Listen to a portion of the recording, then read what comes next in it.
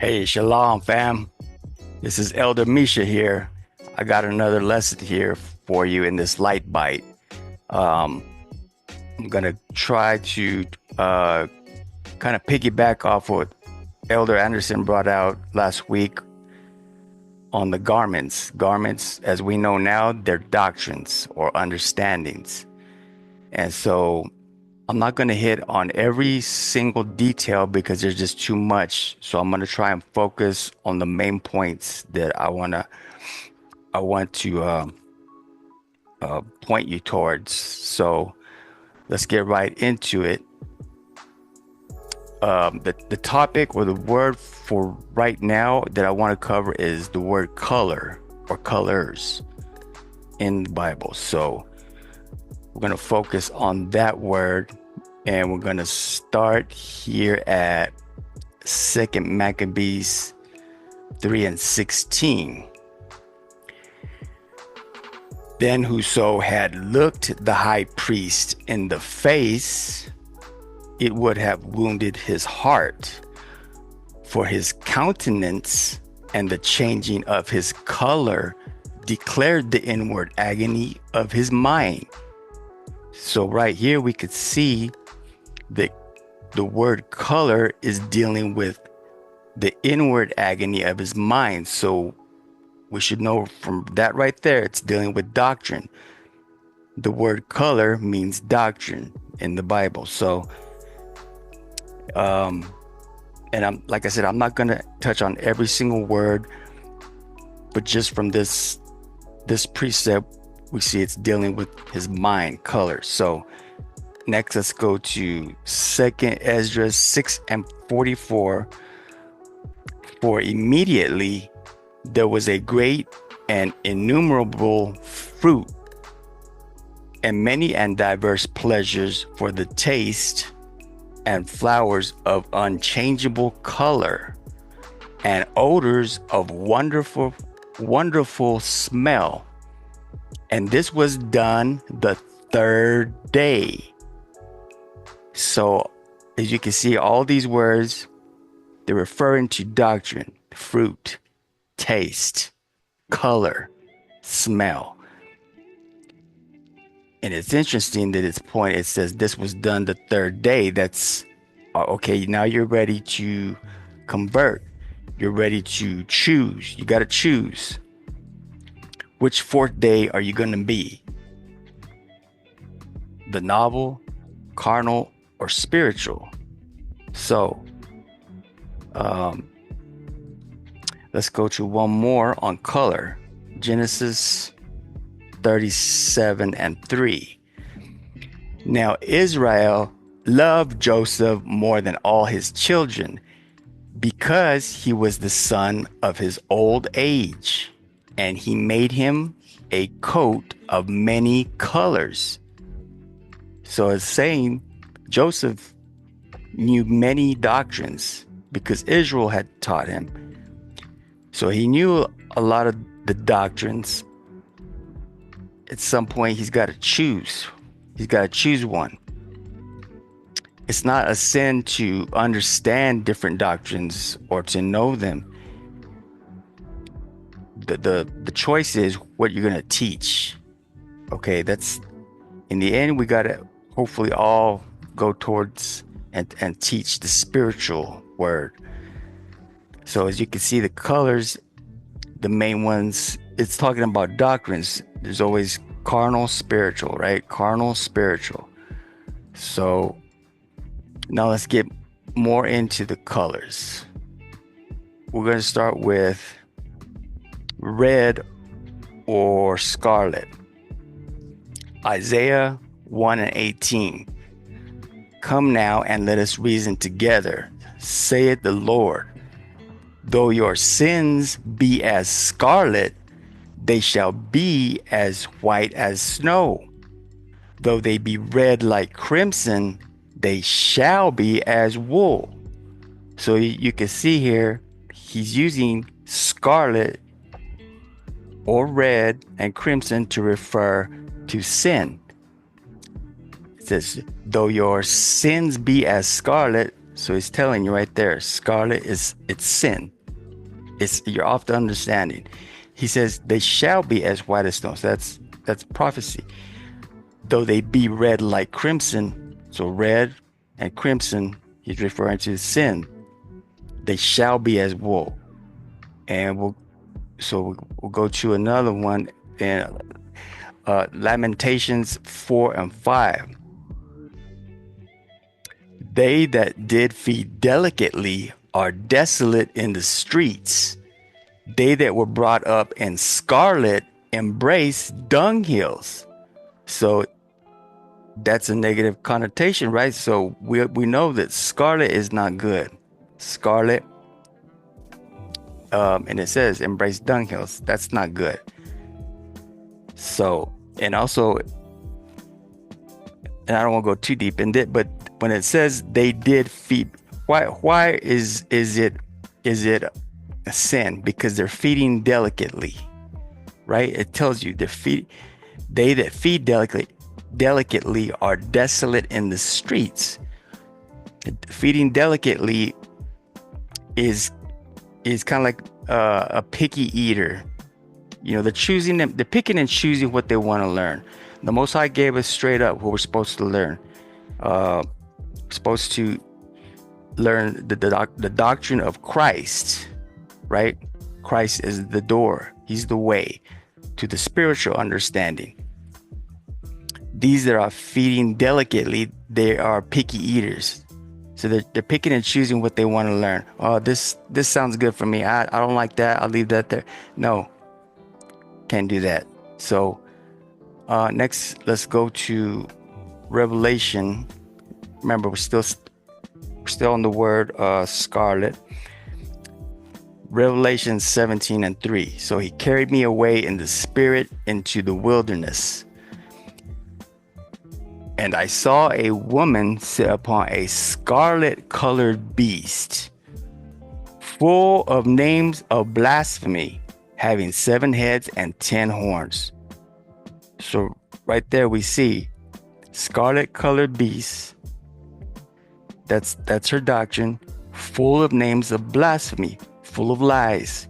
She's teaching lies. Woman's a doctrine, we know that. So this doctrine was teaching lies. Scarlet, red, crimson.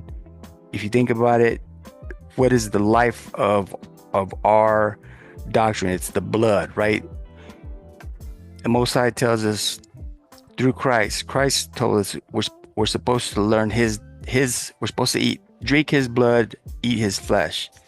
So anytime we're putting our own understanding or some other man's understanding, that's blood, but that's the blood of man. We want to get the blood of Christ. That's the only way to the kingdom. So next, so that's scarlet. Now let's go to blue. Proverbs 20 and 30. The blueness of a wound cleanseth away evil. So do stripes the inward parts of the belly. So it says blueness cleanseth away evil. That's the spiritual doctrine, right? That's the correction. It says, so do stripes the inward parts of the belly. The belly is the mind. Stripes is correction. Let me go here and I'll show. So when we get corrected by the spiritual doctrine, that's a stripe. That's the blueness. So let's go to Proverbs 17 and 10. This is real quick, just to touch on stripes. Proverbs 17 and 10. A reproof entereth more into a wise man than 100 stripes into a fool. So we can see there that the stripes of correction, a wise man is going to take the correction and go further and try and understand it. A fool's not going to hear it. Let's go for Proverbs 19 and 29. This is kind of saying the same thing. Proverbs 19 and 29. Judgments are prepared for scorners. Teachings. Judgments are teachings. And stripes for the back of fools. So that's it's kind of touching on what stripes are. Now let's go back to Proverbs 20 and 30. So as you can see, the blueness of a wound cleanseth away evil. So the blue represents a correction, right? A correction or a stripe, which is the spiritual doctrine. Let's go to Sirach 23 and 9. This is more on blue. It says, accustom not thy mouth to swearing. Swearing is lying. Neither use thyself to the naming of the Holy One. So we're not supposed to use our understanding to understand the Holy One of Israel, right? He's supposed to teach us. Let's go to the next verse. Verse 10. For as a servant that is continually beaten shall not be without a blue mark, so he that sweareth and nameth God continually shall not be faultless. So we could see here, the blue is the correction. Because if we go back here to 9, we're not supposed to use ourselves to the naming, right? The teaching of the Holy One. Name is the word, right? Teaching the word. 10, it says, if we do a servant that is continually beaten, and if you keep using the carnal doctrine or novel doctrine, you're going to continually be beaten, because the spiritual doctrine is going to beat you every time. So from there, let's go to Numbers. Still on the word blue. This one I'm just going to read through because there's a lot, but I'm going to make the main point that I want to stress. Numbers 15 and 37. And the Lord spake unto Moses, saying, verse 38, speak unto the children of Israel and bid them that they make them fringes in the borders of their garments throughout their generations, and that they put upon the fringe of the borders a ribbon of blue. Okay, so that's the Lord speak. He's telling us, put upon the fringe of the borders a ribbon of blue. That there's Elder King Johanna has a class on fringes. Go check that out. That goes deeper into the fringes. But I want to focus on the word blue here. So if we go back to verse 37, remember, this is the Lord speaking. What's he telling us? He's telling us to put upon the fringe of the borders a ribbon of blue. So he's telling us, go with the blue. The blue is spiritual. Remember, the red we just covered, it's sin. It's sin, or man's word. So it's a defiled doctrine. Whether you have, think about, if you have a pot of water and there's just a little drop of blood in there, when you drink it, you're not going to drink that, right? Because it's defiled. So now and this is an interesting word here, this ribbon. Shout out to Elder Anderson. We were talking about this and he brought up, look, it's like, this is like a double word or a dual word. Forgot what it's called. Double word. So the rib, we know the rib is bone, which is doctrine. A band is a gathering of doctrine, right? It's a gathering together a band is which the gathering is supposed to be to Christ. So that's the gathering. So it's pretty interesting. I think that's as far as I want to go right there. You can read the rest of that, but I think we have a good idea of what blue. So now we got red, we got blue. Oops. Let's go here. Now we're gonna get into purple. Because when you take red and blue, you get purple. Mixing it, right? Mixing the carnal and the spiritual. Carnal being carnal or novel. You're mixing the carnal or novel understanding with the spiritual, the correction. The correction from the Most High is a spiritual doctrine. So we're at Luke 16 and 19. There was a certain rich man which was clothed in purple and fine linen and fared sumptuously every day. So this guy's in purple, and it says he's got the fine linens on, and which means he's got the fancy clothes, and he fared sumptuously. It's like luxuriously or elegantly. He's living the high life. He thinks he's got the understanding, but he doesn't, because he's purple, right? He's mixing the red and the blue. How do I get out there? Oh, okay. Let me move this here. Now let's go to Acts 16 and 14. Now we're looking at the purple again.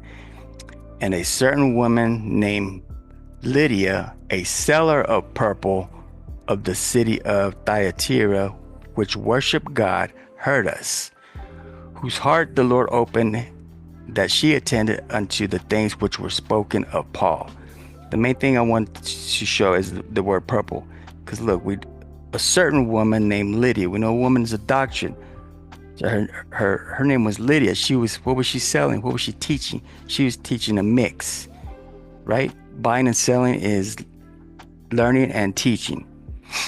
So she was teaching the mix, which is witchcraft, because you're mixing the carnal and the spiritual, and it seems intriguing. It's enticing. Wait a minute, and that's how powerful it's a strong doctrine, and it's powerful because it's tricking a lot of people. So we see that. Next, I want to go to letter of Jeremiah 1 and 12. I think, or it's Baruch in the actual book. But so and it reads here, it's talking about the purple again, talking about the mixing.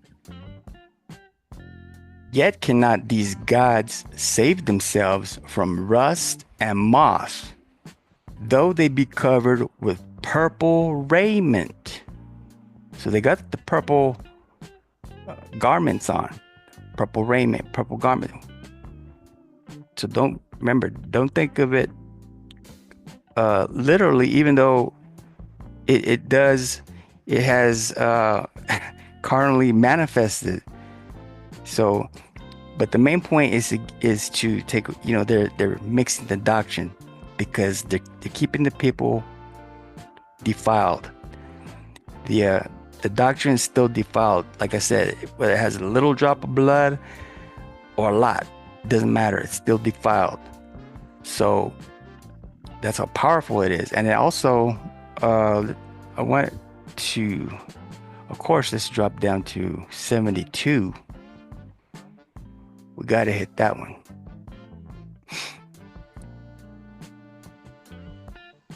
Letter of Jeremiah 1 and 72.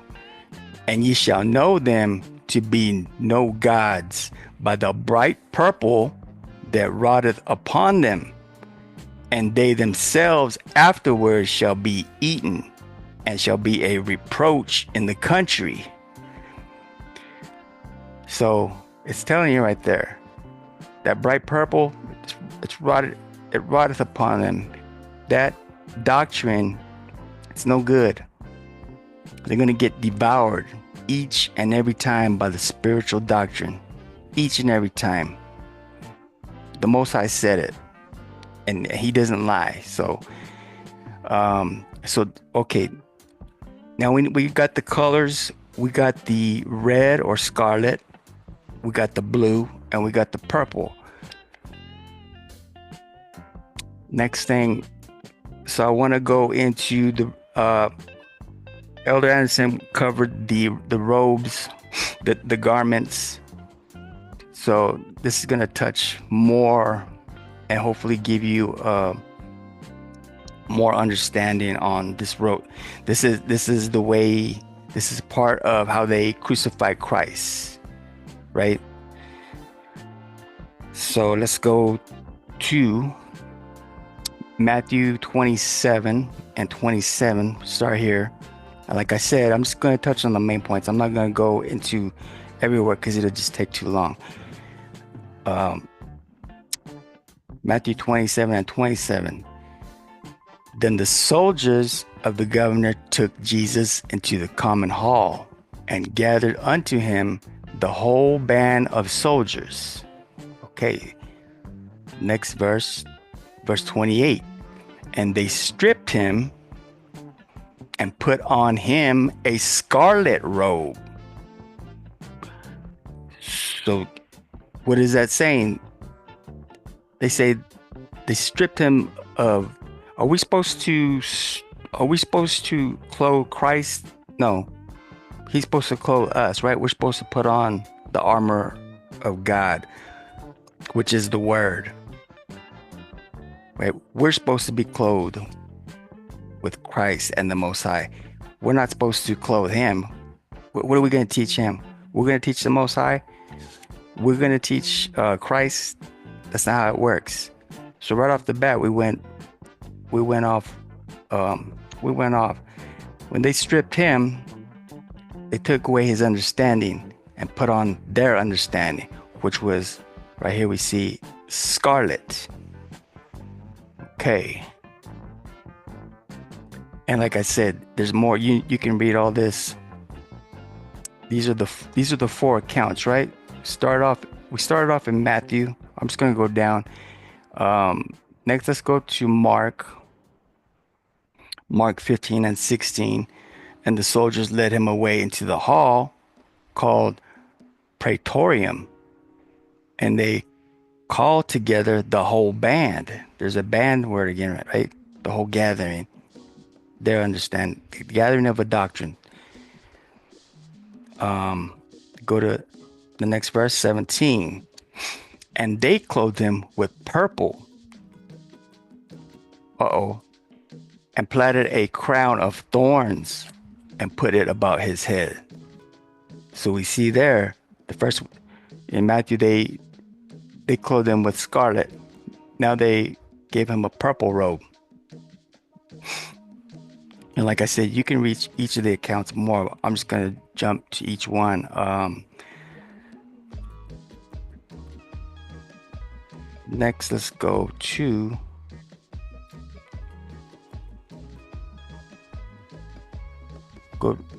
John 19.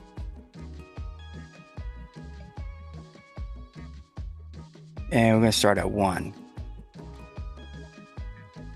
Then Pilate therefore took Jesus and scourged him. Verse 2.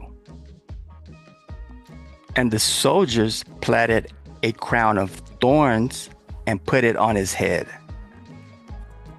Right? They put in their own doctrine on his head. And they put on him a purple robe.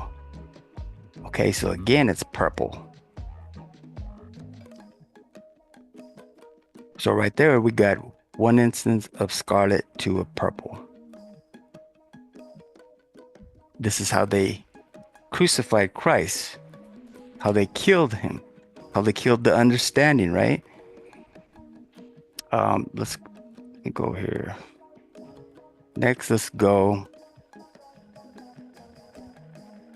We're going to go to Luke 23, and we start at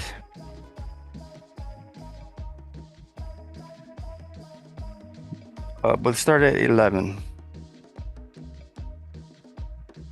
Luke 23 and 11. And Herod, with his men of war, sat him at naught. They were far from the understanding, right? Not. And mocked him, and arrayed him in a gorgeous robe, and sent him again to Pilate. So it's telling you right here that they mocked him. To mock is to lie. And they arrayed him in a gorgeous robe. Gorgeous meaning attractive or enticing. Something about it drew us to it in our mind, something in us, right? And the reason it's gorgeous is because look what they're doing in the next verse, verse 12, Luke 23 and 12. And the same day, Pilate and Herod were made friends together, for before they were at enmity between themselves. So in order to be friends, part of their doctrine is agreeing, right? They might not agree on anything, but in order to be friends,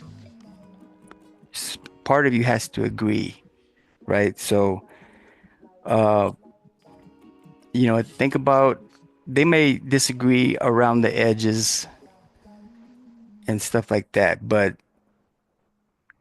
if you really look at it, they share, they agree with a big part of the doctrine. Like they'll say that a man was in the belly of a whale or big fish for 3 days, literally they believe that. Or they believe that a man walked on water, literally. They believe that Moses split the sea with a staff, right, with a stick. Now they believe that literally. Now where they might disagree, right, is the color of the man doing that stuff, right? That's when they're gonna disagree. And like we know from earlier, color means doctrine. So they're off. Doesn't matter, but don't ever focus on the ethnicity, race, skin color, all that stuff. The Most High is dealing with your mind, your heart, right? And so those are the 4 accounts. And it's interesting because there's 4 accounts, right? You got Matthew, Mark, Luke, and John, 4 accounts. In one, they put upon him a scarlet robe. In 2, they put upon him a purple robe. And then here in Luke 23 and 11, they put upon him a gorgeous robe. Why was it gorgeous? Because it was attractive. They're mixing up all the doctrines, right? They're mixing up the carnal and the spiritual, and then they got maybe a little bit that's, from over here, maybe even under the earth, the stuff that it's all witchcraft. Once you mix it, it's no good. And so it's interesting that there's 4 accounts, but really, if you look at it, if you look at the class that Elder Samuel gave, talking about the number 4, right? There's 4 accounts of this, but actually there's 2 because in this one it's gorgeous, right? Why? Because Pilate and Herod were made friends, the red and the purple in there. So even though there's 4 accounts, there's actually 2 cases of scarlet and 3 of purple, because this one's a mix. So 2 scarlet and 3 purple, that's 2 or 3. 2 or 3 false witnesses, right? It's still a lie, whether it's a small lie or a big lie, it's still a lie. So, and let me just hit let me hit, since we're here, I want to hit John 10 and 9.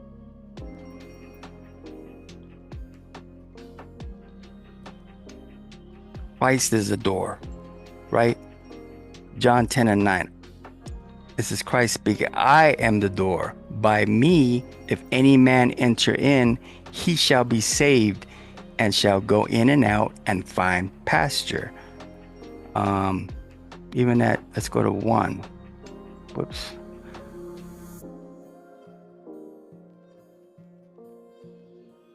So if Christ is the way, let me go ahead and read this first. So John 10 and 1.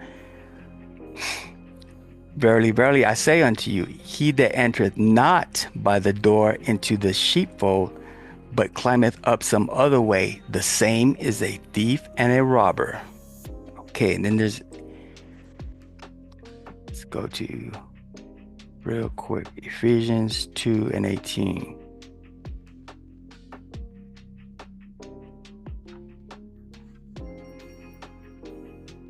For through him, talking about Christ, for through him we both have access by one Spirit unto the Father. So Christ is supposed to, we're supposed to put on Christ, right? We're supposed to marry Christ. That doctrine is the doorway to the spiritual understanding, which is the healing. Remember, Christ is the salvation. That's the only way. That's the only way through. And all of this, so we colored colors. We colored red, blue, purple. The 4 accounts of how they crucified Christ. And let's go one more. This is all prophecy. It says,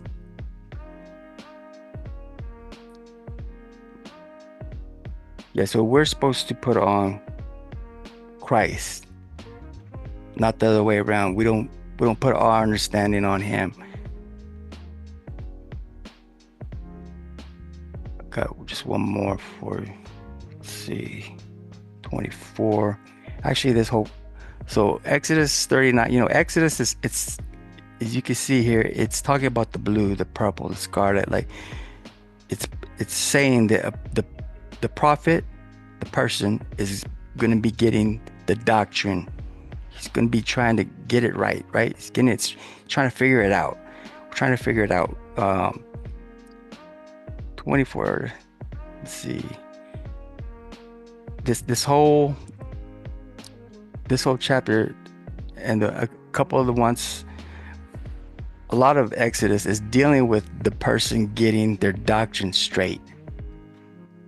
Exodus 39 and 24, and they made upon the hems of the robe pomegranates of blue and purple and scarlet and twined linen. So his doctrine is going to be, when we're trying to learn this, it's going to have some scarlet in it, of course, because we all start there. Hopefully we see the blue, which is spiritual. For a while, maybe we will be purple, going back and forth. But like the earlier precept said, on the 3rd day, we have to make a choice. Eventually, we're all going to have to make a choice. Some people will stay scarlet. Some people will stay in between. And some will take the correction and go with the spiritual and eventually become gold, right? So I think that's all I wanted to cover for today. I hope you got some more understanding and some edification on color and the specific colors, red or scarlet, blue, purple. The four accounts of the people crucifying Christ.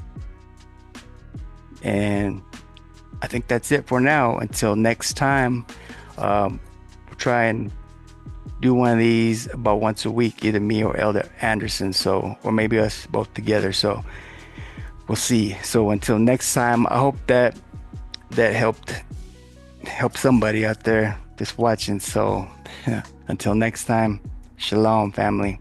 Much love.